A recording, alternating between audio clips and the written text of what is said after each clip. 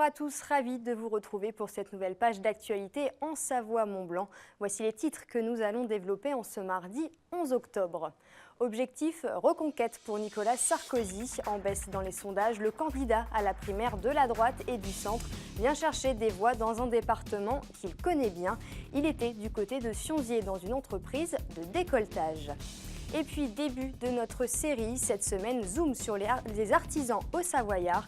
Ils représentent un tiers des entreprises du département, soit 17 000 établissements. Aujourd'hui, Fanette de Buisson s'est intéressée à un charpentier de marine.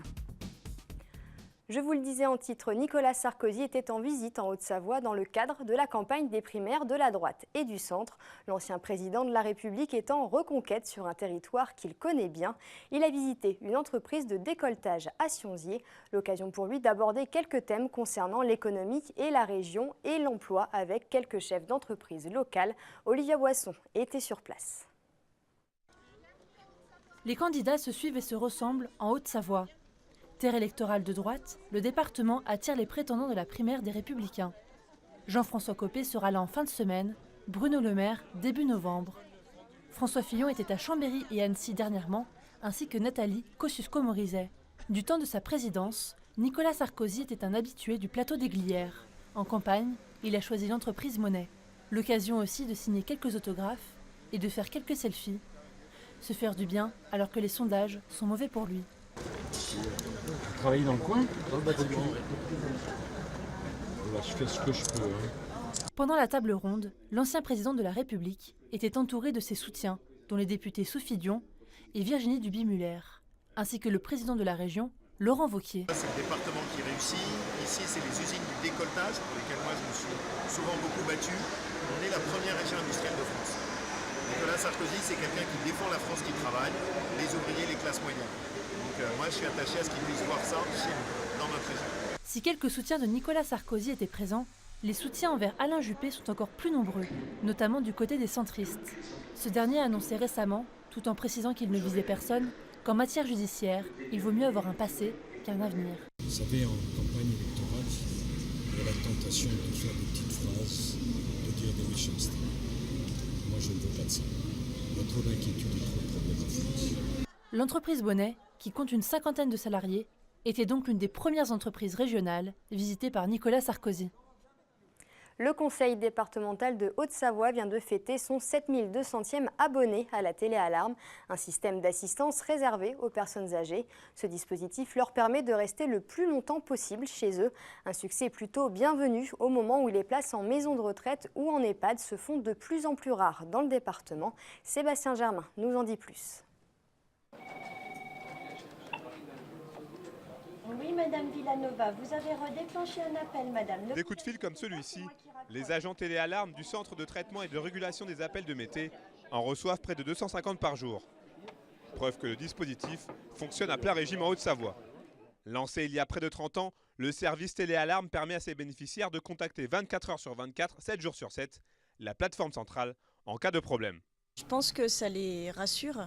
Dans un premier temps, ils se sentent en sécurité. Et je pense que c'est beaucoup plus rassurant aussi pour la famille ou les intervenants qui sont autour, qui sont du souci pour ces personnes. Savoir, te dire que si elle chute ou si elle se sent pas bien, elle va pouvoir appuyer sur un bouton et il y aura toujours quelqu'un qui va lui répondre.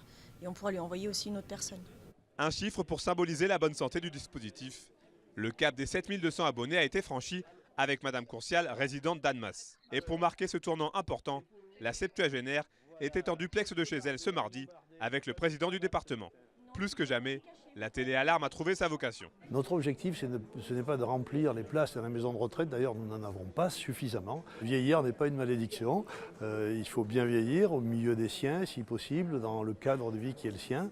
Mais au bout d'un moment, on a besoin d'assistance matérielle, d'assistance humaine, sociale, solidaire, etc. La concrétisation pour le département d'une vraie politique de maintien à domicile en sécurisant les personnes âgées, dépendantes ou handicapées. S'inscrivant parfaitement dans le plan d'action Bien vieillir en Haute-Savoie, lancé en 2013 par le département.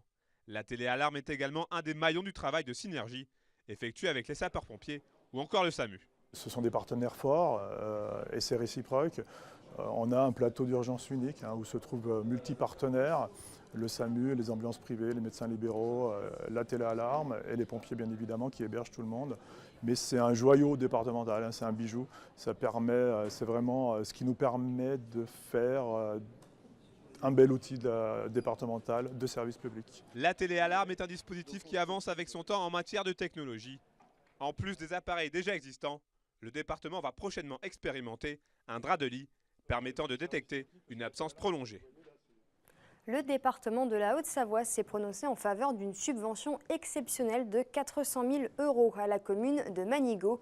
Ce prêt intervient après la condamnation de la ville à verser 3 millions d'euros à la Société des téléskis de la Croix-Ferry. Il a été précisé que la ville s'est engagée à restituer tout ou une partie de cette subvention dans l'hypothèse où la juridiction d'appel invaliderait ou minorerait la condamnation de première instance. Début de notre série de la semaine, elle est consacrée aux artisans haut-savoyards. Le premier d'entre eux est charpentier de marine, un métier plutôt rare dans nos départements de montagne. Depuis 2 ans, Cyril Puccia s'est installé dans le bassin annécien, du côté de l'aéroport de Mété. Il rénove les bateaux qui naviguent sur les lacs d'Annecy, du Bourget ou encore du Léman. Fanette de Buisson l'a rencontré. Parce que là, le problème, c'est qu'on a elle qui est cassée. Ici. Pour la changer, il faut enlever la première pièce qui est ici, qui elle n'est pas cassée. Depuis l'âge de 14 ans, Cyril Puccia se plonge sous les coques des bateaux usés par le temps. Son métier, leur offrir une seconde jeunesse. Celui-ci naviguait sur le Léman. Il est à quai depuis 2 ans. Il est un peu fatigué quand même. Il est un peu fatigué. Il y a eu pas mal de cache-misère fait dessus. Et du coup, on va de surprise en surprise avec le client. C'est hyper minutieux au niveau du démontage, même si ça n'a pas l'air, parce que quand vous démontez, vous avez vite fait de faire plus de mal que de bien. Et donc voilà, donc il faut analyser, prendre son temps, réfléchir, regarder. Après, quand vous avez fait le tour de la situation, après ça va vite. Cette installation dans le bassin annécien en 2014 est un retour aux sources pour le Savoyard après 10 années passées à Marseille.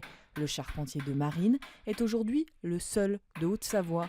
Idéalement situé entre 3 lacs navigables, le carnet de commandes de l'artisan est plein pour les 8 prochains mois. Auparavant, ses clients devaient se rendre en Suisse, en Italie ou encore à Monaco pour faire réparer leurs bateaux, des bateaux souvent chargés d'histoire. Du coup, on fait partie de leur histoire familiale.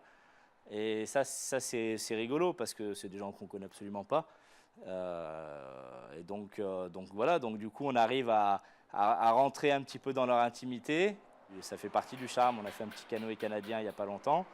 Le client, nous on a fait tout ce qui était charpente technique et le client fait maintenant tout ce qui est vernis, finition. Et alors c'est rigolo parce qu'il vient régulièrement demander un peu de conseils, dire ah bah tiens j'en suis là. Puis il le met à l'eau ce week-end, là je crois qu'il a fini, je crois que ce week-end il le met à l'eau. Donc je vais essayer de voir si je peux y aller pour faire la mise à l'eau. Et il sera avec son fils, et ouais, c'est rigolo. En 2 ans, Cyril Puccia a rénové une trentaine de bateaux. Prochain défi, pour se passionner, fabriquer des barques neuves adaptées au lac alpin. Les 2 premières commandes ont déjà été passées. Demain, nous irons à la rencontre d'une boulangère du côté de la Balme de Sillingy. Le Kandahar sera-t-il de retour dans la vallée de Chamonix de manière pérenne? Le président du conseil départemental, Christian Monteil, a participé à une réunion sur l'avenir de l'épreuve. La pérennisation du Kandahar au calendrier international nécessite d'importants travaux, évalués à plus de 9 millions d'euros. Lors de cette rencontre, Christian Monteil a proposé qu'un tour de table financier soit effectué sous un délai d'1 mois afin que le département, la région, les collectivités locales et l'État s'engagent pour financer les travaux. À noter qu'en 2020, une étape aura lieu sur la Verte des Ouches. C'est la fin de cette édition. Merci à tous de l'avoir suivi. Dans 15 minutes, retrouvez Alex-Olivier Sbreguilio pour Débattez-vous. Il sera question d'écologie sur notre territoire. N'oubliez pas non plus notre site internet 8montblanc.fr. Belle soirée et à demain pour encore plus d'actu en Savoie-Mont-Blanc.